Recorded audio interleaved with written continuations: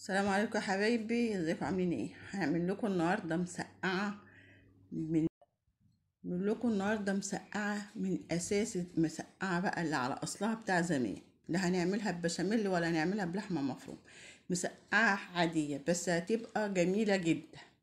احنا جبنا البتنجان، لازم من الايام دي احنا في شهر واحد تنقي البتنجان طري، تحسس عليه من بره كده تلاقيه طري عشان ما يبقاش مبزر.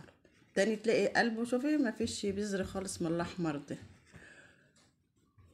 وهنعمل بقى، خلوكم معايا، هنحط قطعناه كده وهنحط عليه شويه ملح لاجل ما يشربش الزيت. شوفوا يا حبايبي، احنا هنقلي البتنجان وهنقلي معاه بطاطس. البطاطس اهي تتقلي والبتنجان بس احنا عملنا ايه لاجل البتنجان يبقى ما يشربش زيت. احنا نقعناه في الملح من غير ميه، يعني رشينا عليه ملح خفيف كده من غير ميه. وده البتنجان بنبطنه تبطنه خفيفه كده بالدقيق اهي، عشان كده ما بيشربش زيت. وهنقلي البتنجان كله على النظام ده، مش لازم ان هو يتقلي قوي. مش هيشرب غير زيت بقى خالص بالطريقه دي. هقول لكم بقى هنخلصوا تحمير وحمرنا بقى، بنحمر بطاطس وبتنجان، وهنقول لكم هنعمل ايه بقى تاني. كده بقى يا حبايبي هنحط بقى توم مع شويه بهارات كده، حته فلفل حمرا، ونروح حاطين ايه، احنا هنحمر شويه فلفل كمان مع البتنجان.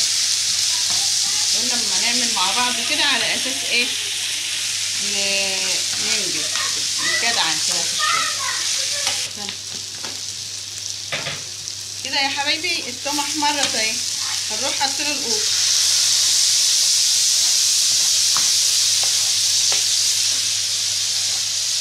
كده، هنخلي القوطه تتسبك شويه، ونيجي بعد كده هنزود لها بقى شويه ميه تاني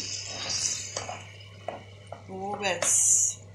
بقى يا حبايبي هنحط طبقه بتنجان وطبقه بطاطس ونقطفهم على بعض كده كده اهي، ونرص قدامها تاني تصفي بطاطس. انا عامله لكم المسقعه بتاعت زمان، يعني في مسقعه بالبشاميل دلوقتي وبتبقى جميله، وفي مسقعه باللحمه المفرومه برضو بتبقى حلوه. فانا هرصها بقى الرصات دي كده، وهقول لكم هنعمل ايه تاني. شوفوا بقى رصينا الرصه الجميله ديت اهي، وهنحط عليها بقى شويه الفلفل دول هما كمان، دول عملناهم بعد ما قلينا البتنجان. احنا نقصنا البتنجان الزيت عشان ما يبقاش فيه حاجه يا جماعه مليانه زيت، هو كده هيبقى مسقعه من غير زيوت خالص، يعني رغم ان احنا قالين البتنجان. وحبه الدقيق دول هيدولها سمك حلو كده في الاكل، هتدي طعم كمان حلو قوي كده. ايه، هنحط القوطه الصلصه كده على وشها بقى وندخلها الفرن، وكده خلصت المسقعه. شوفوا يا حبايبي بتغلي من تحت اهي، بتغلي كده بقى يا حبايبي. طاجن المسقعه بتاعتنا اهي، المسقعه البلدي بتاعت زمان، وهوريها لكم كمان بالصلاه على النبي مستويه ومتظبطه اخر تظبيطه. شوفوا البطاطس البتنجان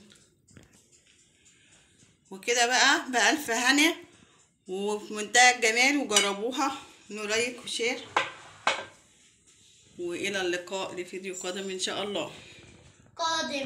وكده يا حبايبي بقى اكلتنا، وده العيش الجميل اللي خبزناه معاكم، فيديو العيش الحلو الجميل ده.